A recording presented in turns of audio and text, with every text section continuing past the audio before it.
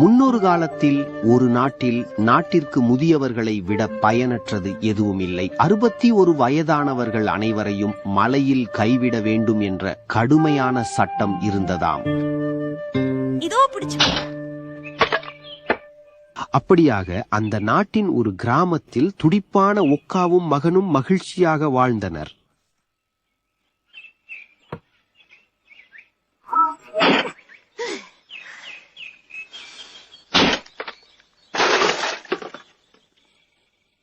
ஒரு நாள் இரவு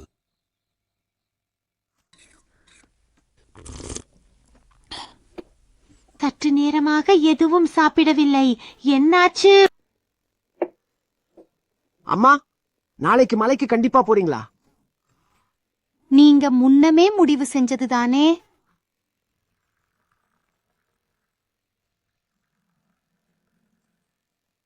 என்னை பத்தி நீ கொஞ்சம் கூட கவலைப்பட வேண்டாம்.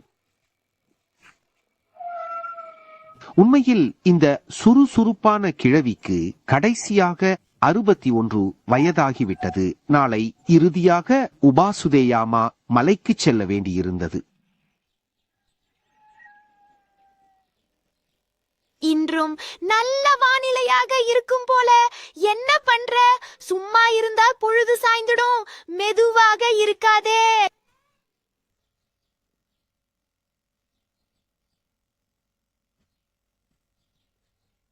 மலைக்கு எவ்வளவு தூரம்னு உனக்கு தெரியலையா?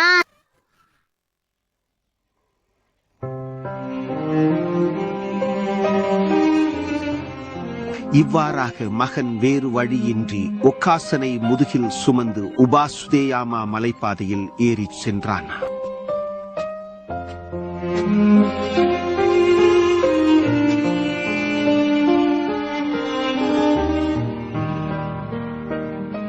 ஆனால் ஒரு அடி எடுத்து வைத்தால் உபாசுதேயாமா நெருங்கிவிடும். மலையை அடைந்தால் அம்மாவுடன் மீண்டும் சந்திக்க முடியாது. அதை நினைத்தாலே மகனின் நெஞ்சு இறுக்கப்பட்டு வலித்தது. கால்கள் கனமாகின.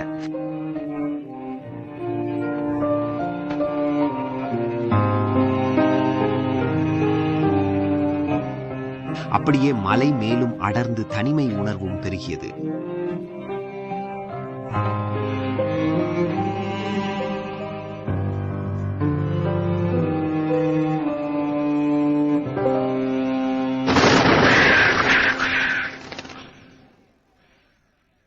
காகமா, மலையும் இப்போதே அருகில்தானா? நடந்து கொண்டே இருந்ததில் வழி தெரியாத அளவுக்கு மலைக்குள் வந்துவிட்டேன். உபாசுதே மலை மிக அருகில் இருந்தது.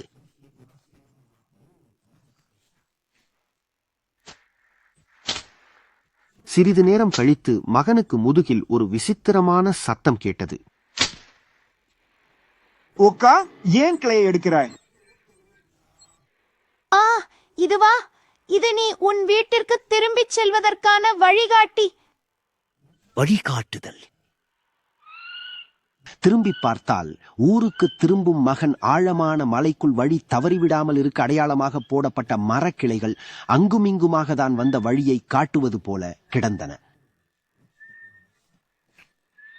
எனக்கே என்ன நடக்கும்னு தெரியாதப்போ ஏன் என் மேல இவ்வளவு அக்கறை காட்டுற? அது ஒரு சாதாரண விஷயம்தானே. நீ என் வயிற்றில் வலியுடன் பெற்ற ஒரே மகன். எல்லாவற்றையும் விட எனக்கு பிரியமான மகன் நீ. வா, கொஞ்சம் அவசரப்படாவிட்டால் இருட்டிவிடும்.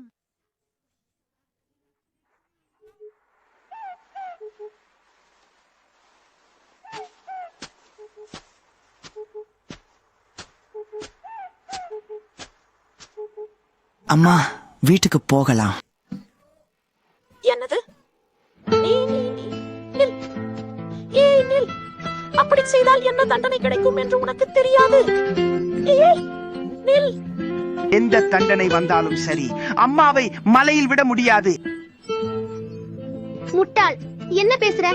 முட்டாள், இங்கேயே. ஏய், நிறுத்து.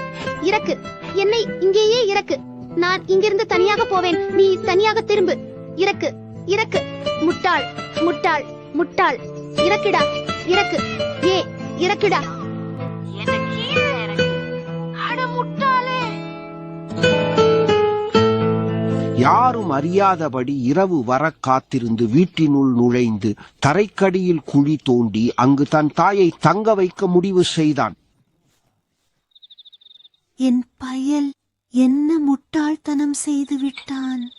பெருமூச்சு. அப்படிப்பட்ட ஒரு நாள் அன்று திடீரென்று அண்டை நாட்டின் பெரிய மன்னர் இந்த நாட்டின் மன்னரிடம் ஒரு கடினமான கேள்வியை கேட்டு அதற்கு பதிலளிக்க முடியாவிட்டால் இந்த நாட்டை ஆக்கிரமிப்பேன் என்று கூறினார். சாம்பலால் கயிறு 3 அதை உடைக்காமல் கொண்டு வர வேண்டுமா? இப்படிப்பட்ட பஞ்சு போன்ற சாம்பலால் எப்படி கயிறு திரிப்பது? இவன் என் மகன் கீழே மூச்சு முட்டுவது போல் இருக்கு.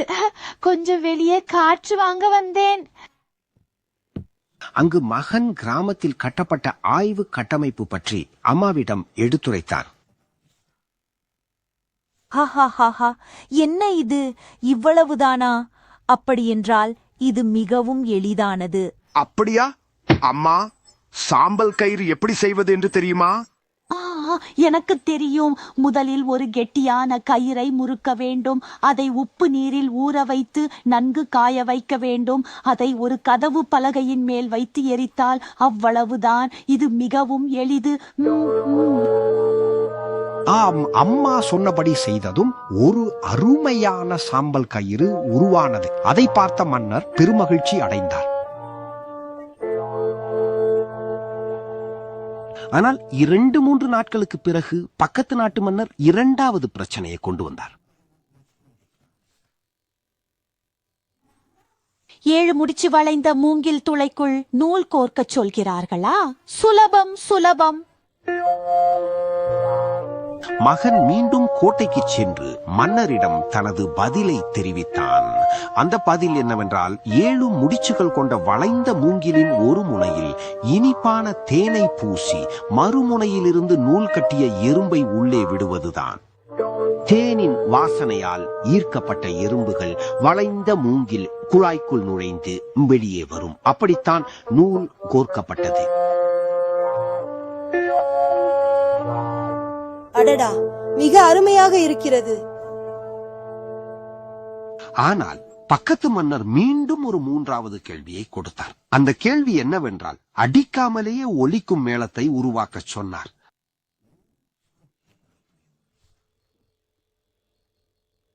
அது என்னவென்றால்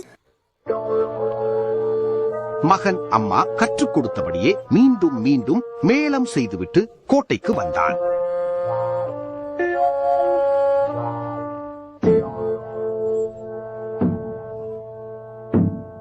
அந்த பதில் காகிதம் ஒட்டிய ட்ரம்முக்குள் பெரிய தேனீ கூட்டத்தை வைத்து உள்ளே பதறும் தேனீக்கள் சுவரில் மோதி ஒலி எழுப்பும் ஏற்பாடு. இந்த முறை உனது பல காரியங்கள் மிக சிறப்பாக இருந்தன. சரி, இவ்வளவு கடினமான விஷயத்தை நீ எப்படி புரிந்து கொண்டாய் என்று சொல்.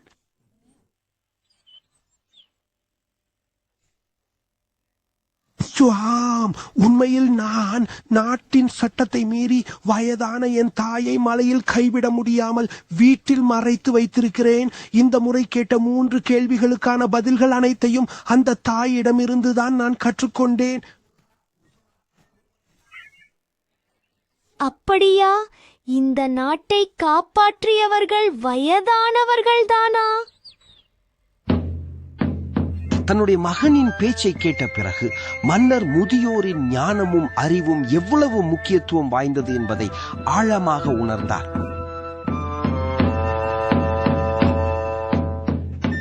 அப்போதிருந்து இந்த நாட்டில் முந்தைய விதிகள் கைவிடப்பட்டு முதியோரை உபாசுதே மலைக்கு அனுப்பும் வழக்கம் நின்றுவிட்டது. மேலும் அண்டை நாட்டு மன்னரும் இந்த நாட்டின் ஞானத்திற்கு அஞ்சி மீண்டும் ஒருபோதும் நியாயமற்ற கோரிக்கைகளை வைக்கவில்லை.